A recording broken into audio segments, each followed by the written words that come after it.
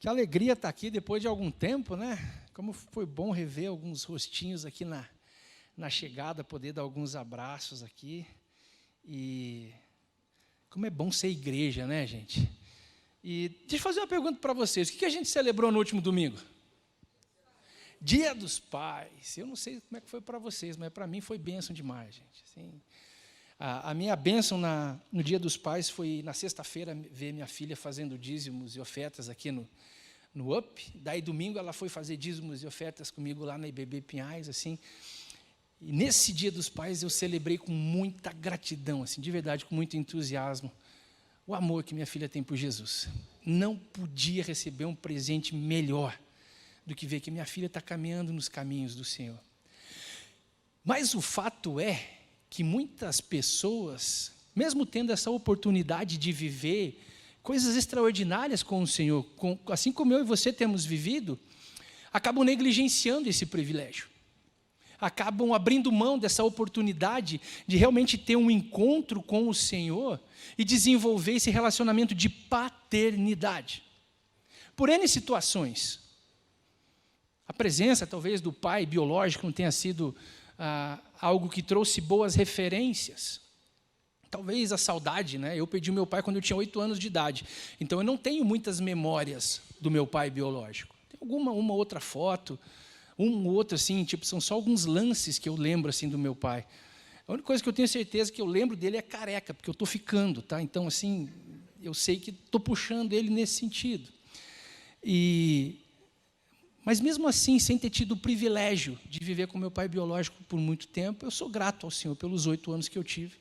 E, acima de tudo, eu sou grato por esse Pai eterno, esse Pai perfeito, esse Pai de amor, esse Pai de graça, que nos sustentou mesmo nos episódios mais complicados da nossa vida, e não foram poucos.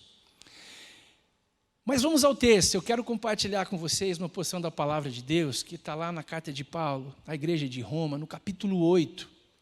E, lendo essa carta, foi algo que Deus trabalhou muito no meu coração, e a temática dessa noite é filhos, não escravos.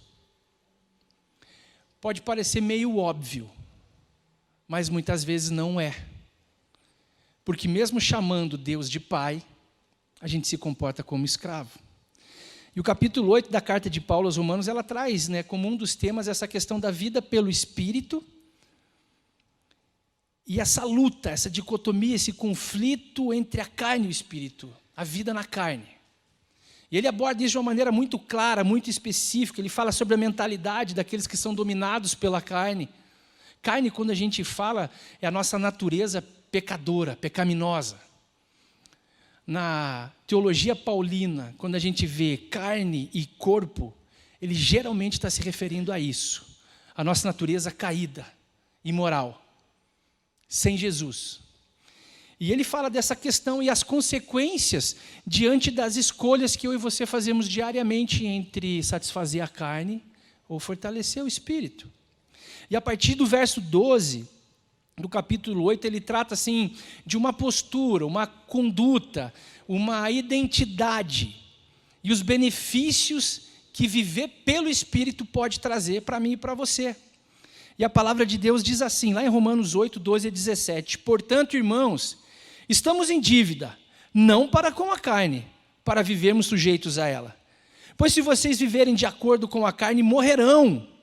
Mas se pelo Espírito fizerem morrer os atos do corpo, viverão. Porque todos os que são guiados pelo Espírito de Deus, são filhos de Deus. Pois vocês não receberam um Espírito que os escravize para novamente temer, mas receberam um Espírito que os adota como filhos, por meio do qual clamamos, Abba, Pai. O próprio Espírito testemunha ao nosso Espírito que somos filhos de Deus.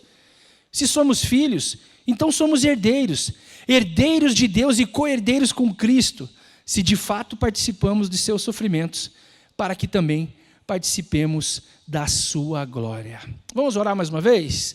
Pai, obrigado por tudo aquilo que nós já experimentamos do Senhor nessa noite. Pai, eu peço, em nome de Jesus, que os nossos ouvidos estejam abertos para aquilo que o Senhor tem para ministrar a cada um de nós, que realmente a gente possa sair daqui convictos da sua paternidade, que a gente possa sair daqui hoje com razões, com convicções de que basta que busquemos o teu abraço para que algo novo aconteça em nossas vidas. Em nome de Jesus. Amém. Amém? Amém? Então tá bom, vamos lá.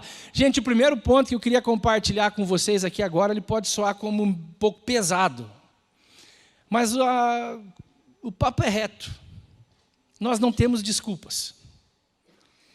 A palavra de Deus diz assim, portanto, irmãos, estamos em dívida, não para com a carne, para vivermos sujeitos a ela. Então, Paulo está dizendo aqui que eu e você não somos devedores à carne. Isso aqui é uma afirmação. Ele está dizendo que eu não sou obrigado a satisfazê-la.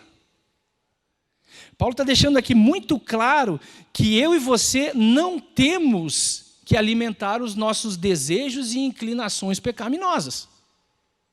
Se ele está falando isso com tanta veemência, com tanta autoridade, é porque eu e você temos condições, sim, de viver sem estar sempre se dobrando aos desejos da carne. Porque senão isso seria incoerente. Ele trazia uma afirmação nesse sentido, se eu e você não tivesse as armas, as ferramentas, não tivéssemos condições de realmente viver distante disso. E, gente, quando a gente fala de pecado, a gente tem assim, uma tendência a geralmente levar para a questão sexual. Tá? Mas essas inclinações da carne podem ser de caráter moral. Mentira, fofoca. E por aí vai. Tá? Então, assim, quando Paulo está dizendo isso, que nós não estamos em dívida, é que eu e você não temos que ceder. Eu e você podemos nos posicionar e não se entregar aos desejos da carne, às inclinações da nossa natureza pecaminosa. E preste atenção, porque assim, ele não está dizendo, ele não está ensinando uma vida onde o pecado não aconteça, porque infelizmente o pecado está no nosso DNA. E só através de Cristo Jesus que a gente consegue ser restaurado e justificado nele, por aquilo que ele fez em amor por mim e por você naquela cruz. Eu e você, pelas nossas forças, é impossível. É só com Cristo na jogada. E mesmo assim, às vezes parece que vem aquele dia mal e sai aquela murmuração. Falta de gratidão. Às vezes mesmo você buscando, é a nossa natureza. Infelizmente a gente tem essa inclinação, muitas vezes inclusive, dar uma abalada, quando algumas situações adversas são apresentadas a cada um de nós. Ou seja, Paulo não está dizendo sobre um perfeccionismo, que o corpo glorificado vai ser só quando a gente for promovido. Até que esse dia chegue, a gente vai no processo de santificação, sendo aperfeiçoados. Mas ele também não está dizendo que aquela ideia que muitas pessoas infelizmente têm do peca, confessa, peca, confessa, peca, confessa, peca, confessa, é possível na vida do cristão.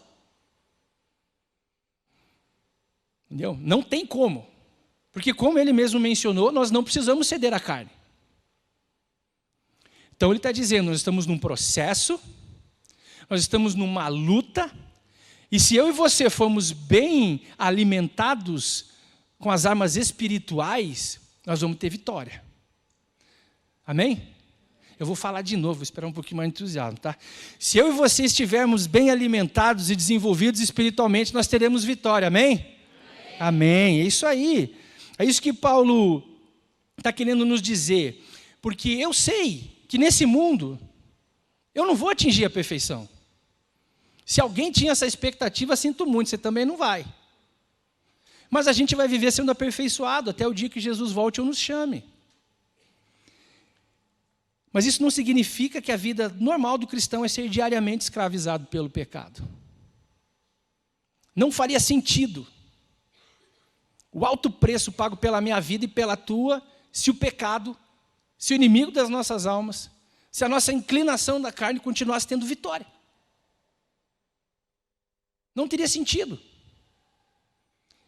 E uma vez que eu entendo esse sacrifício de Jesus, uma vez que eu o tenho como meu Senhor, uma vez que eu sou selado com o Espírito Santo de Deus, uma vez que eu me torno habitação do Santo Espírito de Deus, o pecado não domina mais. Eu tenho certeza que muitos aqui têm histórias na sua vida diárias que foram aperfeiçoadas no decorrer do tempo, como eu tenho também. Meu processo de conversão foi muito complicado, porque eu era boca suja, eu mentia em relação ao dinheiro, além de ser um péssimo administrador. Tinha um monte de hábito ruim. E não aconteceu a teologia do interruptor, que de repente, pá, tudo mudou. Não, processo. E se eu não estiver muito ligado, se eu me afastar das coisas do alto, certas coisas que a gente pode até achar que foram vencidas, podem acabar nos escravizando novamente. E a gente precisa viver entendendo isso, que eu não preciso ceder, que aquilo que o Senhor fez me garante vitória. Eu não preciso mais viver segundo as vontades da minha carne. E algo que eu vejo muito, assim, sabe, gente? E vejo com tristeza em atendimento pastoral. Recentemente fiz o atendimento de um casal. E aí eles comentaram assim, né, para mim, pastor, porque a gente tem brigado, né?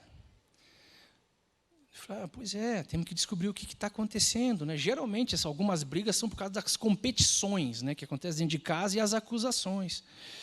Eu falei, então tá, mas então me conta, quando começaram essas brigas, né, o que desencadeou, para a gente entender quais são os gatilhos e, de repente, tratar na raiz.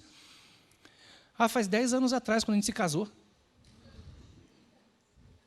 Falei, calma aí, eu não entendi. Vocês começaram a brigar, quantos anos são casados? 11. E, gente, infelizmente, algumas pessoas acabam quase que optando por uma vida nesse sentido. Porque continuam satisfazendo a carne. E volto a dizer, a carne, muitas vezes no casamento, não é nem a questão sexual. Alguém aqui já ficou sabendo de mulher que humilha o marido porque ganha mais do que ele? Alguém aqui já ficou sabendo de maridos que são opressores por causa do porte físico e tudo mais, e de algumas imposições que ele tem por ser o macho alfa dentro da casa, e aqui quem manda sou eu, as minhas regras, quase o Fred Flintstone? Alguém conhece? Isso também é pecado. Isso também é pecado. Isso também é flexibilizar a carne, porque o que eu faço? Quando eu sou um opressor nesse sentido, eu quero que a minha vontade prevaleça. Isso é uma egolatria. Meu umbigo é o meu Deus. Isso acontece. E é por isso que você vê, às vezes, casamentos de 10, 15, 20 anos que não conseguiram viver tudo aquilo que o Senhor tinha para eles. Por causa dessa competição, por causa desse pecado, por causa desse querer fazer as coisas que a carne diz. Sabe, aquela discussão que de repente você ouve uma palavra que te ofendeu, que te feriu, de ver, igual desenho animado, vem o diabinho do lado assim, você não vai falar nada? Você vai deixar quieto? Daí o pau quebra. E Satanás dando risada. Isso é se inclinar à carne. Orgulho, vaidade. E a gente precisa estar muito atento com isso, porque infelizmente isso tem sido rotineiro na nossa sociedade, quase que cotidiano, na vida de muitas famílias. Tem um segundo ponto que eu quero compartilhar com vocês. Nós temos duas opções para viver. Não tem em cima do muro, gente. Entendeu? Ou é uma coisa, ou é outra. E a palavra de Deus diz, lá no verso 13, pois se vocês viverem de acordo com a carne, morrerão. Gente, isso aqui é uma afirmação, não é uma sugestão. Pois se vocês viverem de acordo com a carne, morrerão. Mas se, condicionante se, pelo Espírito fizerem morrer os atos do corpo, viverão. Quem aqui quer morrer? Não agora, pelo menos, né, gente? Então, só existem dois estilos de vida, segundo a carne ou segundo o Espírito. Segundo a carne, a gente vive aquilo que Efésios 2 diz, mortos em pecados e transgressões. E morto só fede. Morto não pensa, morto não abençoa. Esse estilo de vida mortificado só traz transtorno. Mas quando a gente entrega a vida a Jesus, a palavra de Deus disse que Ele veio para nos dar vida e vida. Vida e... Olha aí, gente. Então é esse tipo de decisão que a gente precisa tomar diariamente, porque se eu e você tentarmos resolver as coisas do nosso jeitão, vai dar ruim. Vai dar ruim. Mas quando a gente entende que a gente é pecador, a gente busca no Senhor a reconciliação com Deus, abandona o pecado, confessa o pecado, o Espírito Santo ele começa a fazer uma transformação que só Ele é capaz, e a gente vê aquilo que é a palavra de Deus, que aquele que mentia, não mente mais. Aquele que roubava, não rouba mais. Aquele que adulterava, não adultera mais. Aquele que tinha um monte de vícios, é liberto. Porque onde há luz não há trevas, ponto. Quando a gente se enche das coisas do alto, todo esse passado, todo esse peso, toda essa acusação, acaba indo embora. Porque a gente começa a ter a nossa identidade restaurada. A gente começa a viver aquilo que o Senhor tem para cada um de nós. E assim, o apóstolo Paulo está garantindo algo. Se eu e você vivemos fazendo as vontades do nosso corpo, vai morrer. E talvez você esteja se perguntando assim, tá, mas vai morrer imediatamente? Assim, como é que é? Pecou, morreu?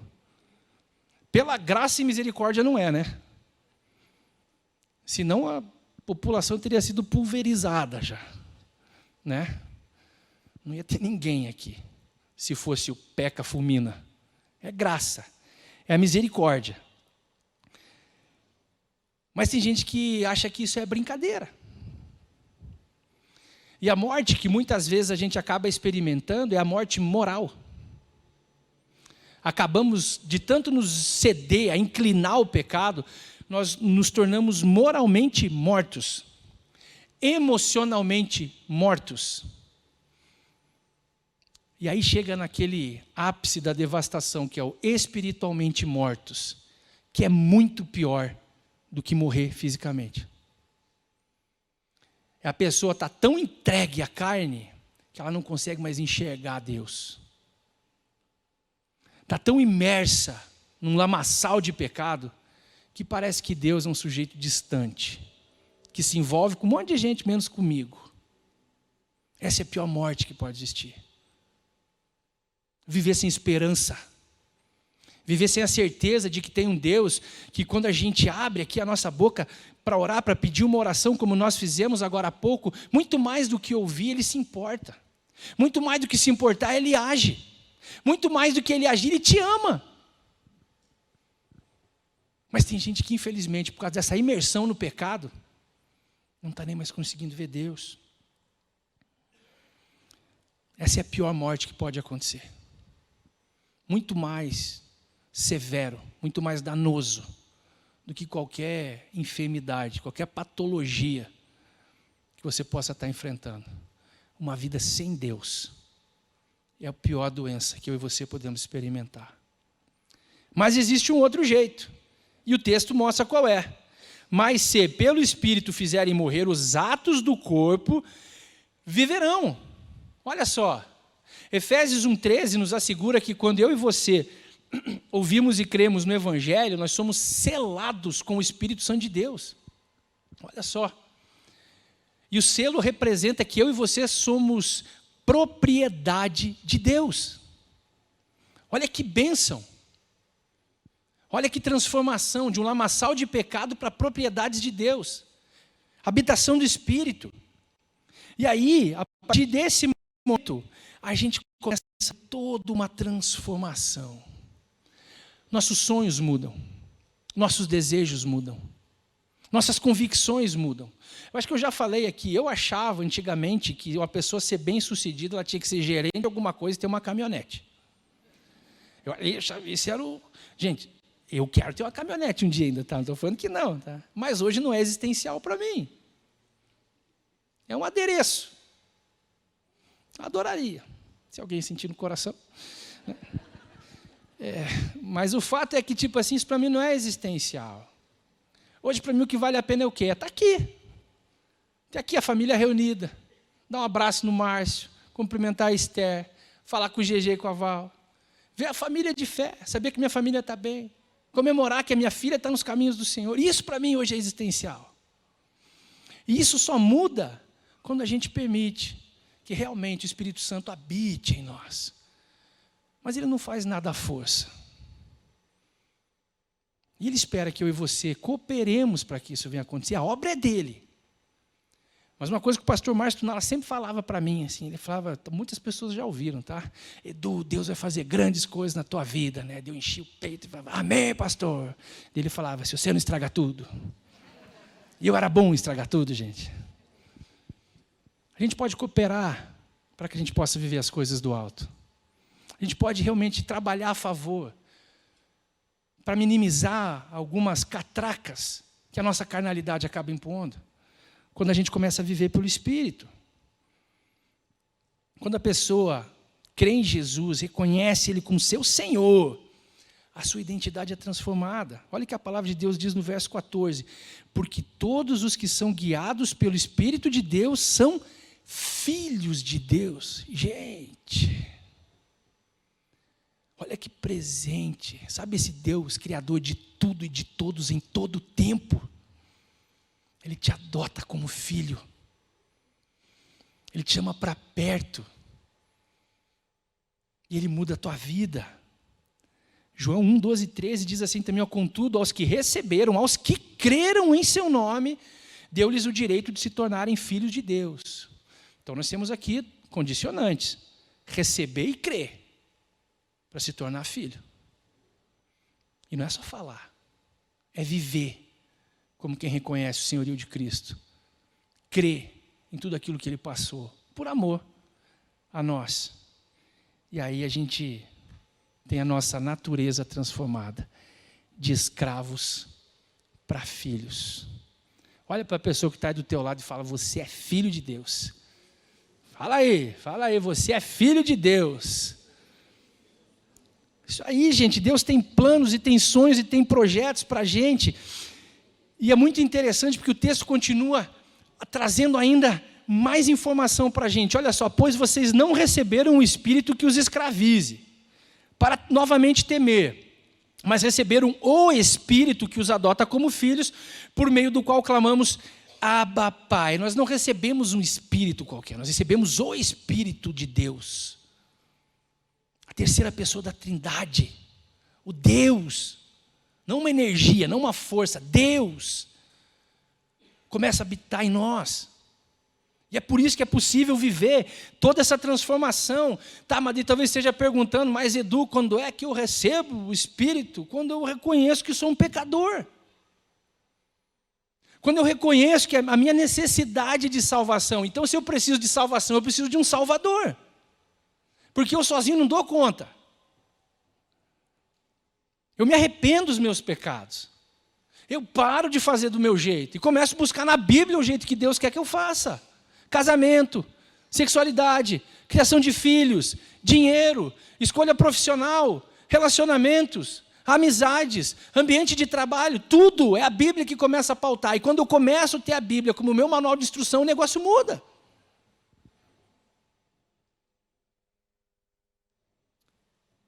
Quando a gente consegue virar essa página, quando a gente consegue essa entrega genuína, o Espírito Santo começa a agir no nosso coração. Ele começa a me ajudar a vencer a tentação. Ele começa a me ajudar a vencer, quer dizer, a obra é dele, né? A gente não consegue absolutamente nada. Mas aquelas coisas que pareciam tão atraentes antigamente, não é mais nada. Se comparado a viver com o meu Deus. E olha que interessante, o texto diz que os que recebem o Espírito, eles são adotados como filhos. Quando a criança ela é adotada, ela recebe o sobrenome. Ela passa a habitar junto com a família que a adotou. Ela passa a ser herdeira das coisas dessa família, desse casal, desse pai, dessa mãe que o adotaram. E é exatamente isso que o texto diz para a gente, que nós passamos a ser herdeiros. Herdeiros pelo qual clamamos Abba Pai. E aí, hoje estava pensando nesse texto aqui, estava dando mais uma relida hoje à tarde, pensando no Abba Pai. Abba Pai popularmente é traduzido como? Alguém fala, gente? Paizinho, papai, é uma menção carinhosa ao Deus Pai. Mas eu estava pensando hoje comigo assim, como é que eu vou ter vínculo com esse Pai se eu não conheço? É possível? É possível? Não é. Então, para que eu viva realmente esse relacionamento a ponto de clamar paizinho, papai, meu pai, eu preciso conhecê-lo.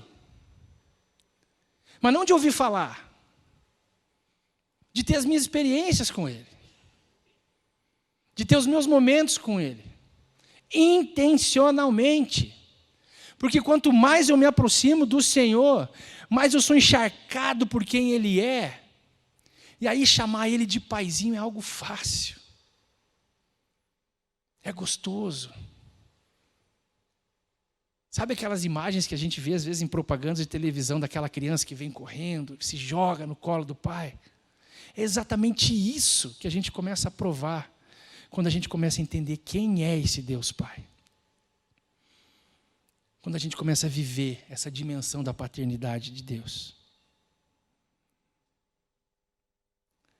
É interessante que quando a gente vai se aproximando do Senhor e a gente realmente vai tendo essas experiências, parece que tem certas coisas que acontecem assim, que é quase audível a voz, né? Não vá. Não faça. Não fale. Espera. Ou então acelera. Você já teve essa experiência com Deus? Às vezes, a gente pede, né? E é tão legal que parece que a resposta vem quase que imediata, assim, a gente clama ao Senhor, Senhor, me dá uma orientação. Estou meio confuso, eu não sei para que lado eu vou agora.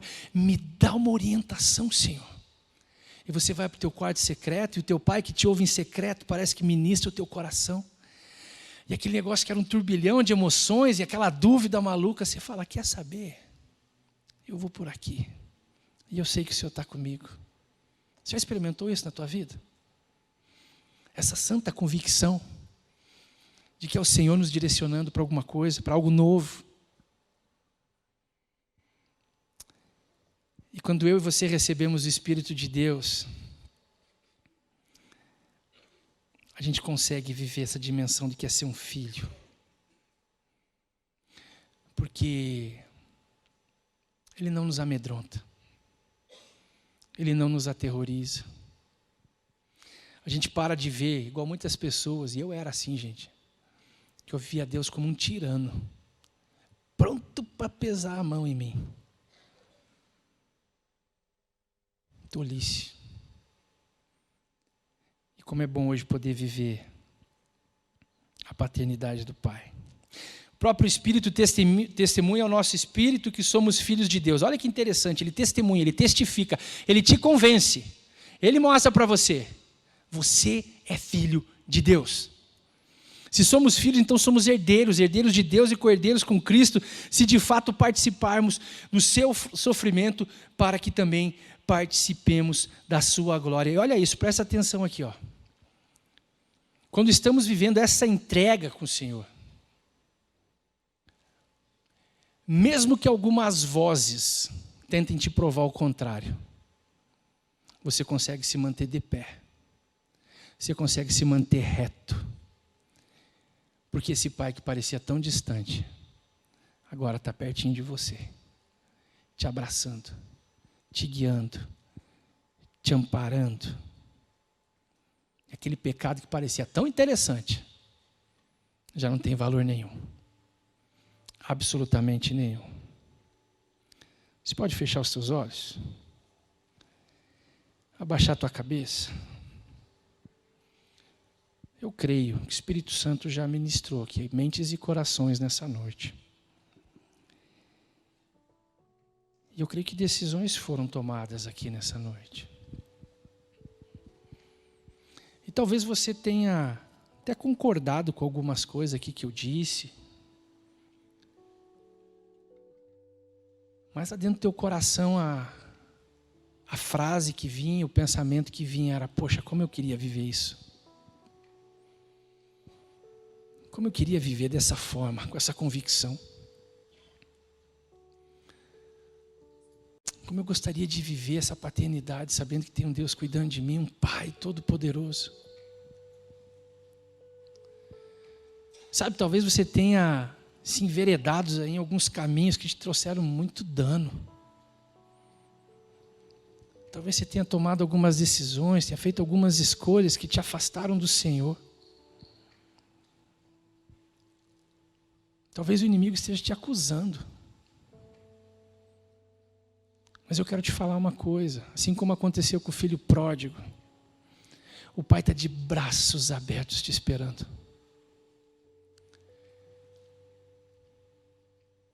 E é muito simples, gente, a gente poder ter esse relacionamento restaurado.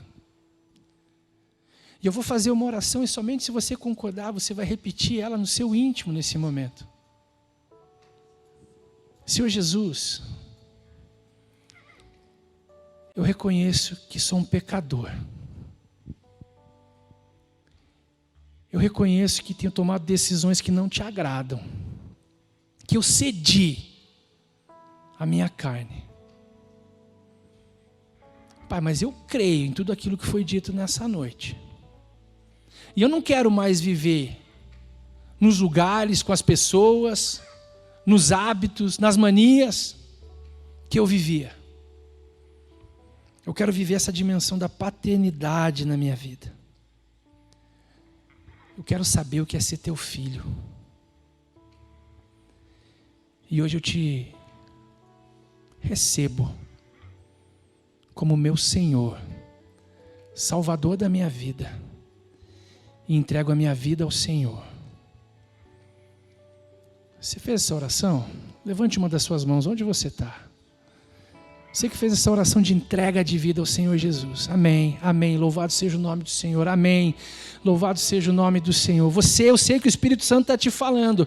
Você é filho. Talvez você esteja mentalizando ali, esteja raciocinando em algumas coisas que você fez e você está tentando se boicotar nessa noite dizendo: eu não mereço. Nós não merecemos mesmo, meu querido.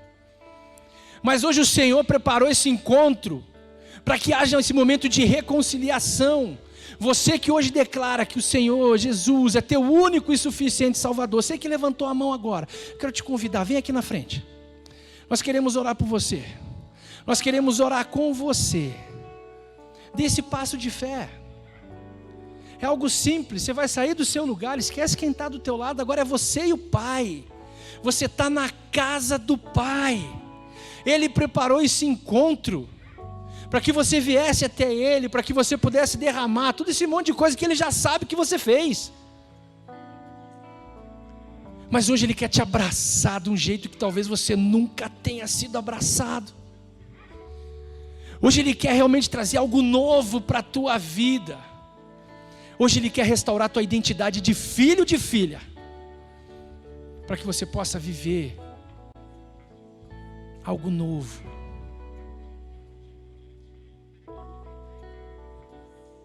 Talvez você já tenha até declarado em algum momento que Jesus é teu Salvador, teu Senhor. Mas essa enxurrada de porcaria que a gente vê aqui na sociedade te afastaram de Deus. E hoje você talvez nem consiga mais chamá-lo de Pai. Hoje é o dia de voltar para os braços do Senhor. Você que entende que hoje é o dia de voltar para a casa do Pai, voltar para o abraço do Pai, que hoje é o dia de voltar a viver de uma maneira digna, íntegra, do lado desse Pai amoroso. Quero te convidar a se ajoelhar onde você estiver. E eu quero pedir para alguém vir orar com esse casal, vir orar para esse irmão aqui, gente. Decisão importante de entrega de vida ao Senhor Jesus. Isso, não fica parado, vem aqui, gente. Se o Espírito Santo está mexendo contigo, essa é a noite do abraço. Essa é a noite do abraço. Essa é a noite de voltar para os caminhos do Senhor. Essa é a noite de voltar para a companhia do Pai. Não deixa nada te travar. Não deixa nada te travar. Vamos orar, querido. Se você entende que precisa abandonar alguma coisa, hoje é o dia. E voltar para a casa do Pai. Deus, eu quero te louvar, Deus. Eu quero te agradecer por essa noite. Eu quero te agradecer, Deus, porque apesar de nós, o Senhor continua de braços abertos, Deus, como um Pai amoroso nos esperando. Pai, eu peço em nome de Jesus, que essas pessoas que entregaram as suas vidas agora ao Senhor, realmente venham provar algo extraordinário na Tua presença. Assim como eu e muitos dos meus irmãos temos experimentado, Deus. Pai, eu tenho certeza que o Espírito Santo ministrou mentes e corações nessa noite, Pai. Talvez tenha até nos lembrado algumas coisas que a gente tem feito no secreto, mas que não é segredo para o Senhor. E talvez até por medo do que vão pensar se eu me ajoelhar nesse momento, ficaram caladinhos no seu banco. Mas eu peço, Pai, vem com o Teu abraço. Sussurra no ouvido de cada um desses meus irmãos. Filho, volta. Filho, vem. Filho, eu estou contigo. Aquilo que você fez não te define. Você é filho, você é filha, e eu estou contigo. Essa é a nossa oração que nós fazemos em nome de Jesus. Amém. Amém.